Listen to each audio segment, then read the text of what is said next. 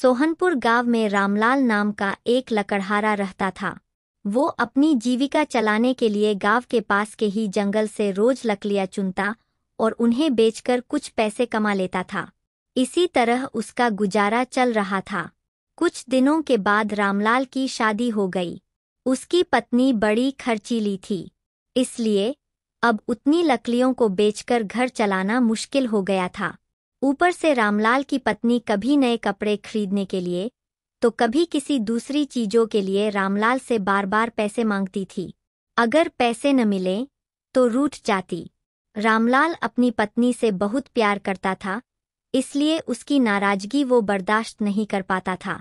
रामलाल ने ठान लिया कि वो अब ज्यादा लकड़ियां इकट्ठा करके बेचेगा ताकि उसकी पत्नी को रोज रोज पैसों की कमी न हो। पत्नी की इच्छा पूरी करने के लिए आज रामलाल घने जंगल तक चला गया और बहुत सारी लकड़ियां चुनकर बाजार में बेच दीं।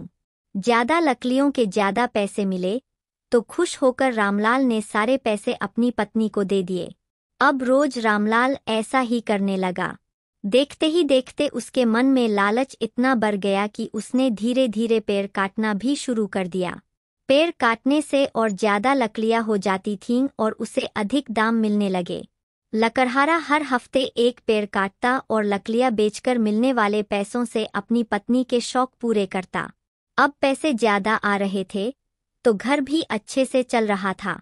धीरे धीरे रामलाल ने पैसों को जुए में लगाना शुरू कर दिया। जुआ खेलने की लत ऐसी लगी कि रामलाल एक मोटी रकम इसमें हार गया।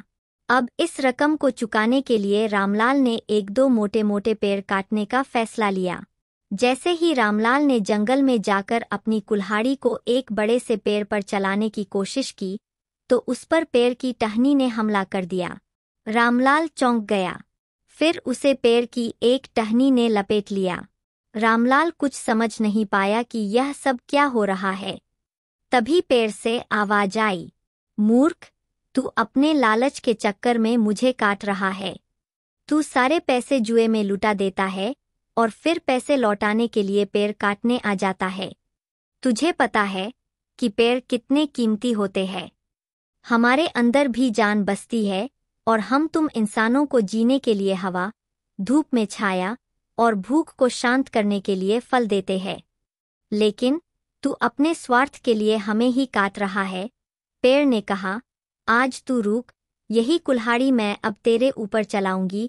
पेड़ की टहनी कुल्हाड़ी से रामलाल पर वार करने ही वाली थी कि वह गिड़गिड़ाने लगा। उसने माफी मांगते हुए कहा, मुझसे गलती हुई है, लेकिन मुझे सुधरने का एक मौका दो। अगर आप मुझे मार दोगे तो मेरी पत्नी का क्या होगा? वो अकेली पड़ जाएगी। आज से मैं किसी पेड़ को नहीं काटूंगा, यह प्रण लेता हूँ।